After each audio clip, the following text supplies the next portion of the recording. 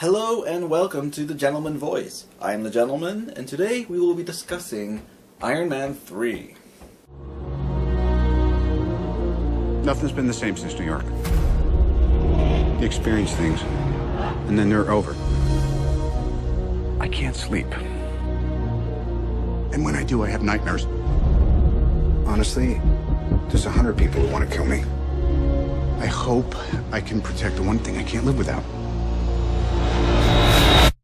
First off, I will have to make a confession. Although I have seen the Iron Man movies, I have not seen the Avengers. And that actually does come back to bite me a little bit in watching this movie. Because they do make several references to actual events that happened in the Avengers. Particularly whatever happened in New York at the wormhole. And they don't really explain it in Iron Man 3. But I am assuming that there's something that goes on in Iron Man, the Avengers, that involves the wormhole. So I have not seen that, so take that under consideration. That said, though, I was able to follow the story very well. I didn't have any confusion about that at all. I just went, okay, there's obviously something here I don't recognize, but I can assume from the fact that I know a little bit about the Avengers story that this has to do with the major event at the end of the movie. But so apparently, just a quick rundown about why that is important. Apparently, Robert Downey Jr., Tony Stark, is having anxiety attacks because of what happened in New York. Whenever someone starts talking about it, he starts to have a panic attack, and it's like, okay, so there must have been something going on. I don't know if there's a correlation between the end of the Avengers and this movie, but if there is, then okay, at least they're making some sort of effort to create a cohesive storyline. So he's having all these anxiety attacks about that, and he's been compulsively building all of these new Iron Man suits. So many that were actually at Mark 42 at the beginning. And you'll hear me talk about that later. It's going to be coming up in my spoiler section, because I realize that while I do enjoy this movie, and I do enjoy it, I do really enjoy it, there are several things I do have to complain about. And to do that, I need to talk about the story in depth. So I'm going to give you the quick rundown about my opinion about the movie, and then there's going to be a moment where you get a choice if you want to stay here to spoiler section or not.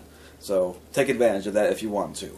But what I was going to be talking about, he has now the Mark 42 suit that he's made, and he's done all these different designs for it because he can't sleep, and he has to do something, because if he sleeps, he has nightmares, which actually that's not really much of a surprise. They've talked about it in the trailer even. So why can't I sleep? So now that we've got that understanding about what the Avengers has to do with this story out of the way, we can now go into what I like about this movie. First of all, the acting. The acting is great.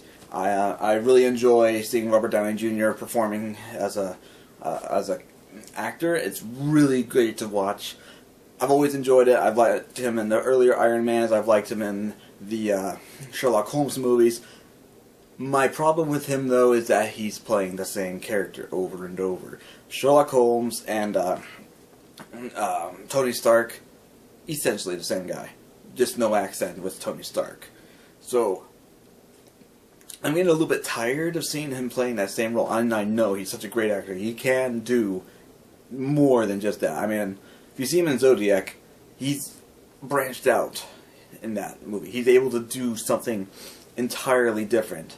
But in the recent movies he's been doing, it's just the same kind of thing, and I want to see him branch out from that. That said, he's a great actor. He's perfect for the part. And I say that because I like Tony Stark as a character, and also Robert Downey Jr. as an actor. But I do want to see more of a branch out. We've got our returning cast of favorites. We've got, I think it's Gwyneth Paltrow as Pepper. Don't quote me on that, because I didn't memorize the actor or actress's names. There's Don Cheadle returning as Rhodes, or Rhodey. I think it's Rhodey. And actually, the funny thing about that is it's not much of a surprise to say that early on in the movie they decide that, okay, we're going to change your name from War Machine to the Iron Patriot. Clearly, it's just a huge propaganda idea, but they have to go along with it because they don't have any choice in the matter, so he's now the Iron Patriot. And he's dressed in red, white, and blue. So they're taking after the Captain America kind of take on everything, or on his apparel. Don Cheadle's really great in this movie. My concern is that there's actually a lack of him early on. I think he's got one scene at the early part of the movie, and then he disappears for a long time, and then he finally comes back, and then he disappears again, and then he comes back, and then he disappears again, and then he's finally back for the massive conclusion, which I can't really talk about too much here, but we'll see what I do talk about. We've got I think his name's Guy Pearce. Guy Pearce is in as a scientist, and I can't talk too much about him without going into detail about the plot. And then we have the Mandarin, played by Ben Kingsley. Perfect. Ben Kingsley did a great job in this role. And you can tell just by the way he was performing that he enjoyed it entirely. So, perfect casting, no complaints at all. I will say that if you're looking to get a very nicely choreographed action movie, don't choose this one because the camera is so close up you can barely see what they're doing, and then they cut away to another close-up scene and you can't see what they're doing, so it's hard to see the action. It's enjoyable to watch still, but if you're looking to watch and actually see the choreography, you can't. So just a heads up on that. But there is a good amount of action, and there's just so much I want to say, but I can't say too much without giving away a lot. Let me see. Okay, what I will say is, Iron Man 3 essentially followed the basic premise behind what was Batman 3, the Dark Knight Rises. And that's where, halfway through, the main superhero has his, a major problem comes up, and they lose the ability to be as good as they were for a while. And when I first started seeing it, I was like, oh, come on, you're not going the Batman 3 route. That was just terrible. It ended horrible. That movie will be reviewed by me eventually because there's just so much to tear apart in it. But what I was surprised by is actually how well it works. Because Tony Stark, even though he... Okay, it's a slight spoiler, but they do show parts of it in the actual trailer, so I think I can get away with it. I mean, there's a part at the end of the trailer where he's walking and dragging his suit behind him. I mean, okay, well, sign that he's not really going to be Iron Man for a while. That makes sense. So, what I was surprised by is how well it works with Tony Stark's character, because Tony Stark, even if he doesn't have the Iron Man suit, he finds ways to work around that. Whereas Bruce Wayne in the Batman movie, when he's not Batman, he's stuck in a well. That's boring. Tony Stark is still doing stuff, and it's interesting to watch. And it's a new dynamic to the character because we're seeing him like he was in the first movie, where he has to make his first suit and make it so that he can keep himself alive and everything. But this one, we've seen him having to work around the fact that he doesn't have a suit, but he has to still do superhero things. So that was great. That was great. I loved it. Another thing I really like about this movie is it's not just another villain in a suit. Because in the first one, we've got his associate at Stark Industries who makes his big suit to combat Iron Man's suit, and okay, well, that was interesting. And then the next one, we've got the guy with the two whips, and he's trying to kill people that way. It's like, okay, yeah, we've got another guy in a suit, okay. So when the third movie came around, I was actually just the other week talking to my friend about it, saying, I don't know what to make of it. It's going to probably be the same sort of formula where it's just another villain in a suit, and he's going to have to make another suit in order to defeat him, and no, that's not what it is. I was pleasantly surprised by that. It really added a new level to what the whole concept behind what Iron Man is, because if you're expecting another man in a suit to just be the villain, then you know what's going to happen. Tony Stark makes another suit, and that suit gives him the edge he needs to defeat the villain, barely. Not so. Not so this time. And they did a really, really nice job with it. Okay, how much more can I say without going in depth? But, special effects look great. It was a great video to watch. I mean, if you watch the trailers, you see the part where Tony Stark's house is getting collapsed. Okay, wait. That is something I can complain about. That's something I can complain about because they actually show it in the credits, and it's only in the first half hour. So, okay. In the first part of the movie, Tony Stark goes on TV and he's saying, this is all about revenge. He's talking to the Mandarin, who's just been committing all these terrorist strikes, and so he says, this is between you and me. You want to show that you're a man? Okay, here's my home address. I live on Malibu, da-da-da-da-da-da. Come and face me. So then the next day, he gets surprised when the Mandarin takes him up on that opportunity. And then his house gets destroyed, and then that's where everything all goes to hell. And you're going, okay, you issued this challenge, and you still lowered your guard long enough for this this attack to take place? It made no sense. I mean, I understand that he did get distracted right before the attack, but that still, I don't think he would have been caught so unprepared. And that sort of annoyed me, but the sequence that followed, that whole questionable part where he did lower his guard, it did actually have a nice sequence that followed it, and it did alleviate my irritation at that. However, it was still one of those questionable things about why. So, props to the movie. Let me see. Can I say anything else? I don't really think there's anything else I can really say. I mean, acting was good.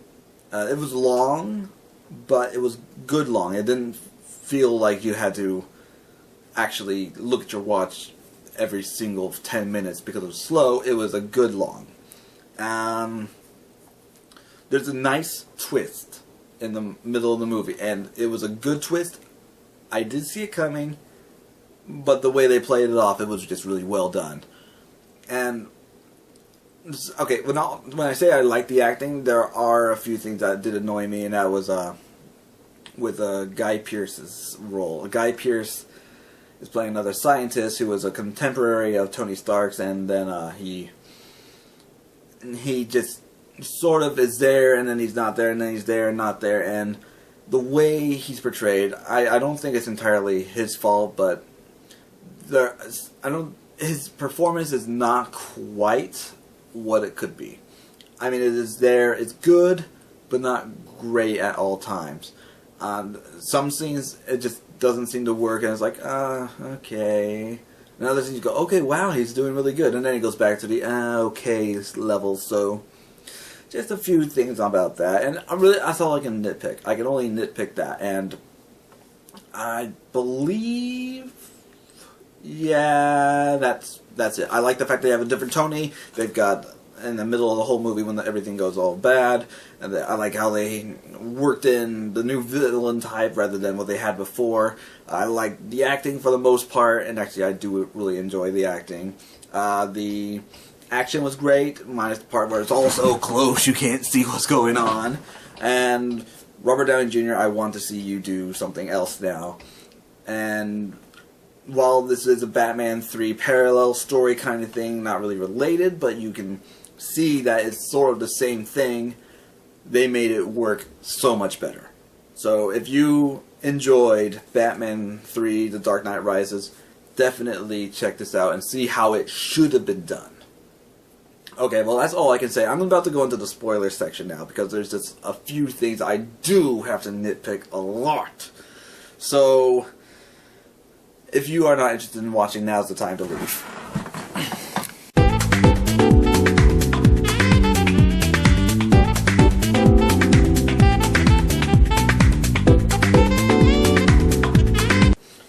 Okay, just in case you haven't gotten the message yet, here there be spoilers. So, let's go ahead and get right into it. So, this is the assumption that you want to know what's going on. So, Tony Stark has made all these new suits, and he's got these robotic ones that he can control with just his motions, and it doesn't have to be in the suit anymore. And that's pretty awesome. It looks great.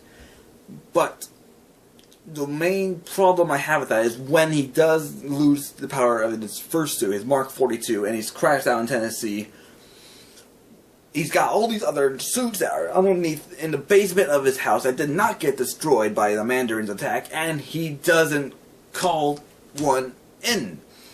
He's got little time to do all this, and he goes, okay, well, I need to power up this suit rather than get another one. Why don't you just get another one? And they fly piece by piece, because he can do it. He does it later on in the movie. Why didn't you do it earlier? And another thing about the suits is that those suits are the Deus Ex Machina of this whole movie, because he starts out with them early on and he shows you what they can do, but then he doesn't bring them in until the last moment when they're absolutely sort of needed. And I mean, granted, it does look awesome. Granted, you do explain it before, it's not suddenly pulled out of nowhere, but it's still, as your Equalizer, it is a Deus Ex Machina, because you are just, it brings the victory obviously into his hands, and it could have been done differently with just, instead of having a whole army of robotic suits that he's controlling remotely, you could have done it differently. And that's one thing that really, really, really annoyed me, because he doesn't call them in until the end, and he should have called one in long before, but it's only, maybe it's only that one that can be controlled by his motions, maybe, but there are still a whole bunch of other suits that he could have had Jarvis and control one and bring it over to him. Like, that's what he does. He does that later in the movie. And much as I enjoyed that whole ending sequence, I'm going to be going into that in more detail now, I guess. But the fact that you've got all of these suits and they're flying around and they're blowing things up, and then he's jumping into new suits, and every time he gets into a new one of those suits breaks and he has to get into another one. It's just, there was so much of it, the suits, that as an Equalizer, it was just too much. And while I did just earlier, not even that long ago, praise the fact that they had a new form of villain rather than guys in suits,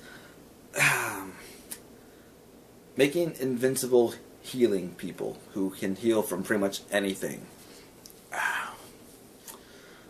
Technically speaking, there would be no way to kill these guys or destroy them. I mean, when he breaking their limbs off, they're growing right back, and they've got a new arm or leg or anything.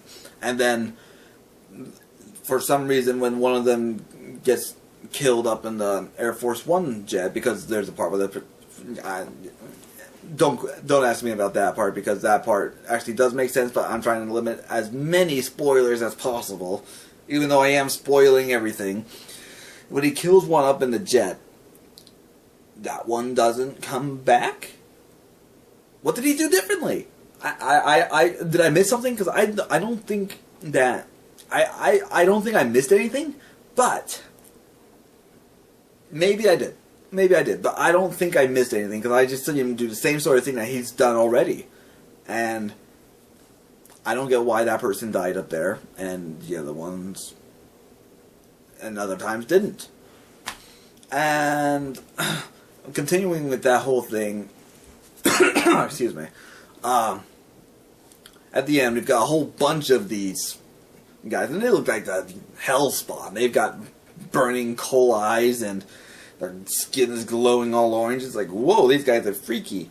But again, we're having a whole fight with all these different the Mark suits that were controlled by Jarvis remotely, and how can they destroy them? How can these suits destroy these invincible healing people, because we've seen them get stuff ripped off of them and the stuff grows right back. And so let's say that he shoots him in the heart and that's what kills him, but then wouldn't the heart regenerate because it's I don't know. I don't know. Or if it's the head thing, then well, will the head grow? No. The head has to come back because I think someone got shot in the head at one point. I'm trying to remember. This was all last night that I saw the movie. But there was just so many questions I had about that and how would you destroy them that it was... I don't know. But I was happy that it was not just men in new Iron Man suits trying to fight Iron Man. So, thank you for that. Thank you. And I did really enjoy the movie. There were several things I did really enjoy about it. I mean, I loved the part where Robert Downey Jr. is breaking into the house in Miami to get to the Mandarin, and he's got all his gadgets that are just made from Home Depot or Lowe's or something, and it's so cool. It is so cool. And he's just going around shooting people. I think it's just staple guns or something. I don't know what he's shooting them with, but he's shooting them with something, and it looks cool because it's his little tinkering has made this little weapon that is not his Iron Man suit, and it looks so cool. It's awesome. But he's happy to shoot people there, and he's throwing little ornament grenades. And so he's a total badass there. But then when at the finale he's with Rhodes and he's going onto the ship and he's going he's holding his gun all awkward. It's like, why are you holding your gun awkward? I mean, earlier you're going and you're not having any problem, but now you got a pistol in your hand. You're going why? So that's just one of the few things that bothered me. Even though it was great, I love the part also where he's got his hands zip tied to the frame and he's saying, "Okay, we're gonna get you, and you're gonna die now. 5, 4, 3, 2," and trying to get free, but he's not able to. But he's also at the same time we know he's calling his Iron Man armor to him because it's one of the ones that is able to move, but apparently the other ones can't, I guess. But one thing else that I will have to say I did not really enjoy, the finale. So Pepper has this regenerative power now, and it's looking like, okay, well, we've got someone who is an equal now, or better than Tony Stark. And that's actually looking pretty awesome. But then they find a way to cure her of what she has, and they use that same technology, that same healing property. This is a massive spoiler, so if you don't want a massive spoiler, go. They use that same the same feature that she has to heal Tony Stark, so that he doesn't have his shrapnel anymore, and then that makes him not Iron Man, because he does not have his little heart power thing. There's an electromagnet that keeps the shrapnel from going into his heart. So they do that, and then they take away the property that allows him to heal. So he's just a normal guy.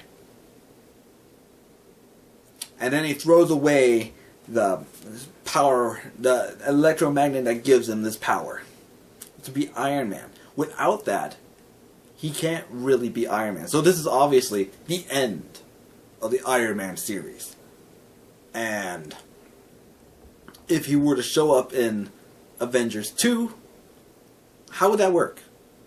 I mean, would he just be the support guy who's in the back with all the tech and gadgets to help them out, but not actually there fighting with them? Because, let's face it, without his heart, his electromagnet, he can't really be Iron Man. That's what powers his suit. And he threw this away into the ocean. So I don't think he can reclaim it anytime soon and install it separately into an Iron Man suit. And he blew up all of his suits. He blew them all up. So what's he do? Does he take over Rhodes? Does he take over Rhodey's suit? Become the Iron Patriot, Iron Man? There were just a lot of things about that just did not quite work with me. It did not gel with what I wanted or thought would happen or should have happened. But, yeah, I mean, on the whole, I did enjoy the movie a lot. I do not feel sorry for having seen it. I'm actually very happy I saw it. And I'm not complaining because I just want to tear the movie apart. It's because these are the things that just bothered me about it. And even though I will say that, even though I enjoyed the part where it was Tony Stark without the Iron Man suit for a while, it does drag for a bit, especially when he's just talking to the kid. But the kid's a great actor, so he was able to work through it. When I say great, I'm talking great by child actor standards, of course. But I gotta wrap this up now because I've been going on for a long time, and I'm sure you're tired of hearing me. So, is it a great movie? Yes. Do I enjoy the movie? Yes. It's the Batman 3 that it should have been. It's the way the Batman 3 should have been. And that is what really sets this movie above that. Although I would have liked to have seen a little bit more of an actually funny lines rather than what we got, because some of the quips that he makes are just not that funny. Some people thought they were funny in the theater, but I myself didn't find them all that amusing. But I remember in Iron Man 1 there was a certain dry and sardonic wit that I really enjoyed, and I'm gonna just let it go at that because it was here, but it was not quite entirely there. So that's my take on Iron Man 3. I recommend it to people who want to go see it, especially if you've seen the rest of the movies, and the Avengers also, because that would help explain several things. I'm not afraid of you. No politics here. Just good old-fashioned revenge.